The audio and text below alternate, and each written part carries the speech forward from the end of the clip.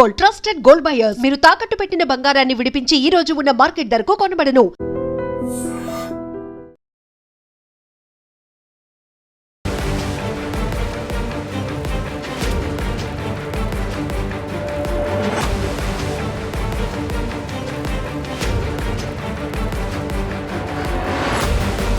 నమస్కారం, welcome to I dream. నేను మీ సంగీత. West జర్మన్లో ఒక ప్రైవేట్ హాస్పిటల్లో నైట్ షిఫ్ట్లో ఉంటున్న మేల్ నర్స్ చేసిన ఒక పని ఎంతో మంది హృదయాలను కలిచివేసింది. అదేవిధంగా ఆయన చేసిన పనిని కోర్టు విచారణ చేసిన తర్వాత అతనికి యావజ్జీవ కారాగార శిక్ష కూడా విధించడం జరిగింది. అసలు ఏం జరిగింది అనేది మనం ఒక్కసారి తెలుసుకుంటే, ఆ మేల్ నర్సు ఒక ప్రైవేట్ హాస్పిటల్లో నైట్ షిఫ్ట్ చేస్తూ ఉంటాడు. చేస్తున్న సమయంలో ఎవరైతే అనారోగ్యంతో, అంతేకాకుండా వృద్ధులు ఉంటారో వారు నైట్ సరిగ్గా నిద్రపోనివ్వట్లేదు, ఎక్కువగా పని పెంచుతూ ఉన్నారు అన్న ఉద్దేశంతో ఆ పని ఒత్తిడిని తగ్గించుకోవాలి అన్న కారణంగా డిసెంబర్ 2023 నుంచి మే 2024 వరకు కూడా అందులో 10 మంది పేషెంట్స్ను అతను చంపేయడం జరిగింది.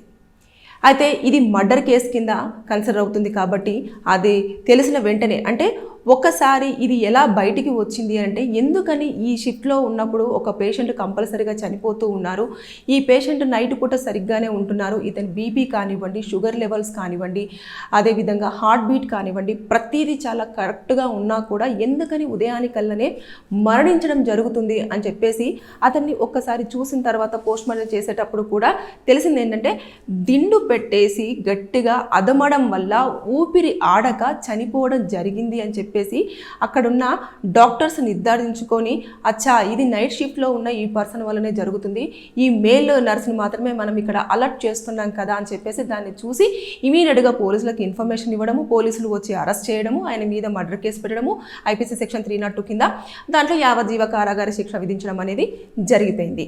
అంటే ఇలా చూసుకుంటే ఎప్పుడైనా సరే పని ఒత్తిడి ఉంది అనుకున్నప్పుడు మేనేజ్మెంట్కు చెప్పైనా, లేదు అనుకుంటే పని ఒత్తిడిని తగ్గించుకోవడం కోసమైనా సరే మనకు వేరే ప్రాసెస్ ఉంటుంది. అలా కాకుండా కుటుంబ సభ్యులు ఆరోగ్యం బాగా లేదు, ఎలాగైనా సరే మా వారు మాకు సంబంధించిన కుటుంబీకులు మంచి ఆరోగ్యంతో ఉండాలి, ఇంట్లో కలివిడిగా తిరగాలి అన్న ఉద్దేశంతో హాస్పిటల్లో అనారోగ్యం రాగానే చేర్పించేసి వారికంటూ ఒక అటెండర్ను అసైన్ చేస్తూ ఇలా ఉంటున్న సమయంలో లోపల ఏం జరుగుతుందో తెలియదు. ఏసీ రూమ్లలో పెడతారు వాళ్ళని, మొత్తం ఆ వార్డులోకి లోపలికి వెళ్ళాలి అంటే విజిటింగ్ అవర్స్ అని చెప్పేసి పెట్టడం జరుగుతుంది.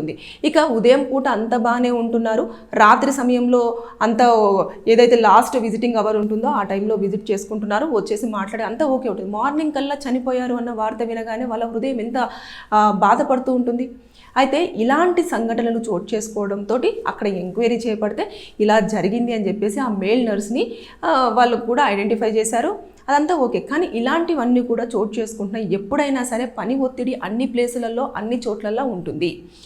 కానీ ఇలా ఇంత దారుణమైన సిచ్యువేషన్కి రావడం ఎందుకు? ఒక మనిషిని చంపాలి అన్న ఉద్దేశంతో అస్సలు ఉండకూడదు. పని ఎక్కువగా ఉంది అన్నప్పుడు దాని నుంచి మనము ఇంకొక వేలో, అంటే అక్కడ పని ఎక్కువగా ఉంటే పని కొంచెం తక్కువగా ఉన్న ప్లేస్లోకి వెళ్ళడము, అదేవిధంగా మేనేజ్మెంట్కి ఒక రిక్వెస్టింగ్ లెటర్ పెట్టేసుకొని, నాకు ఇక్కడ కొంచెం వర్క్ ఎక్కువ అవుతుంది, వర్క్ లోడ్ ఎక్కువ అవుతుంది, నాకు కొంచెం నైట్ షిఫ్ట్లో ఇలా ఇబ్బంది కలుగుతుంది అని చెప్పేసి కనుక ఒక లెటర్ పెట్టేసుకొని అక్కడి నుంచి ఆ డిపార్ట్మెంట్ నుంచి ఇంకా వేరే డిపార్ట్మెంట్కి వెళ్ళి, లేదు అనుకుంటే అలాంటివి చేసుకున్న అయిపోయేది, లేదంటే మార్నింగ్ షిఫ్ట్ వచ్చేలాగానైనా సెట్ చేసుకున్నా సరిపోయేది. కానీ అలా కాకుండా అక్కడ నైట్ షిఫ్ట్ చేస్తూ 10 మందిని చంపడానికి కారకుడయ్యాడు.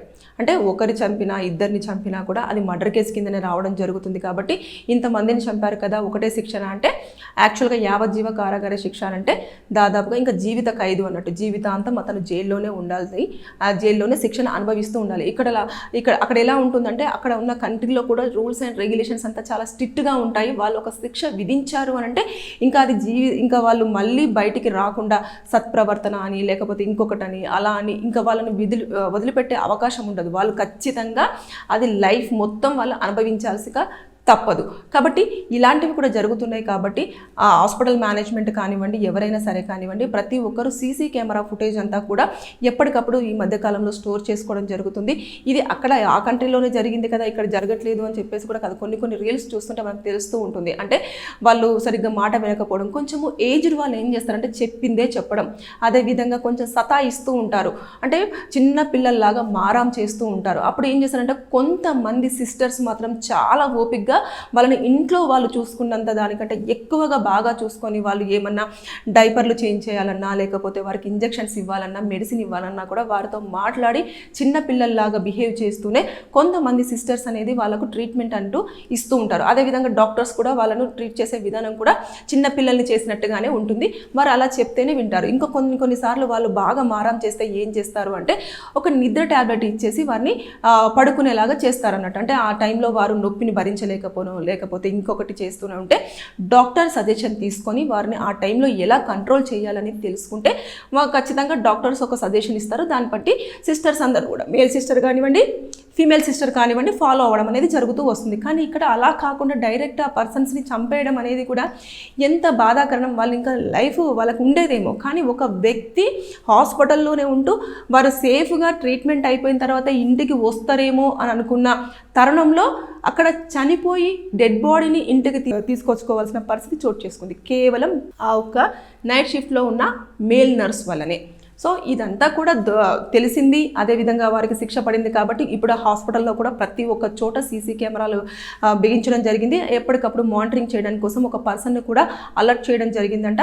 మొత్తానికి ఎక్కడికక్కడ కూడా ఎవ్రీథింగ్ ఈజ్ సెటిల్ డౌన్. కానీ ఇలాంటివి కూడా చోటు చేసుకుంటున్నాయి. కాబట్టి ఎప్పటికప్పుడు మనం ఒకవేళ మన వాళ్ళు ఎవరైనా హాస్పిటల్లో కనుక ఉంటే ఇన్ఫర్మేషన్ ఎప్పటికప్పుడు తెలుసుకోండి. ఏదైనా కష్టంగా ఉంటే మమ్మల్ని పిలవండి, మేము చూసుకుంటామని చెప్పే ప్రయత్నం అన్నా చేయండి. కానీ ఇలాంటివి చోటు చేసుకోకుండా ఉండాలంటే ఖచ్చితంగా అటు హాస్పిటల్స్ కానివ్వండి, అదేవిధంగా మేనేజ్మెంట్ కానివ్వండి, హాస్పిటల్ మేనేజ్మెంట్ కానివ్వండి, తగిన జాగ్రత్తలు తీసుకోవాల్సిన అవసరం ఎంతైనా ఉంది. లేదు అనుకుంటే మనం ఎప్పటికప్పుడు నిఘా అనేది పెట్టేసుకొని వారికి ఎప్పటికప్పుడు మాట్లాడుతూ ప్రతిదీ ఇన్ఫర్మేషన్ తెలుసుకుంటూ ఉండాలి. ఆరోగ్య సిచ్యువేషన్ అంతా కూడా ఇప్పుడు కండిషన్ అంతా బాగా ఉంది, అంటే రికవర్ అవుతూ వస్తూ ఉన్నారు, వచ్చి ఒకటేసారి సడన్గా చనిపోయారు అంటే ఖచ్చితంగా ప్రతిదీ క్షుణ్ణంగా పరిశీలించుకోవడానికి అన్ని సోర్స్ ఉంటాయి. కాబట్టి దాని ప్రకారంగా వెళ్ళాల్సిన అవసరం ఎంతైంది.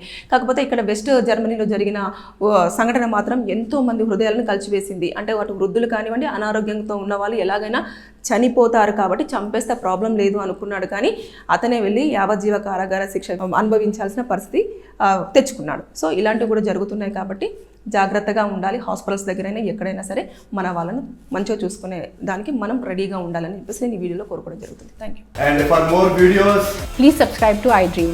Please subscribe to iDream. Please subscribe iDream. And please subscribe to iDream. For more videos, subscribe to iDream. please like, share and subscribe to the channel. Congratulations, iDream. Subscribe to iDream. Subscribe to iDream. So subscribe to iDream Media. iDream ki iDream team andarki huge congratulations. Please subscribe iDream Media. Please subscribe to iDream. Subscribe iDream. Please subscribe to iDream. iDream అంటే నా కళల ఛానల్ను subscribe చేసుకున్న నోరు తిరుగుతలేదు, మీరైతే గంట గుర్తు కొట్టండి. For more such videos, please subscribe to iDream. Subscribe to iDream. Please subscribe to iDream. Please subscribe iDream Media. Please do subscribe to iDream. Please subscribe to iDream Media. For best entertainment and information, please subscribe iDream. And don't forget to subscribe to iDream.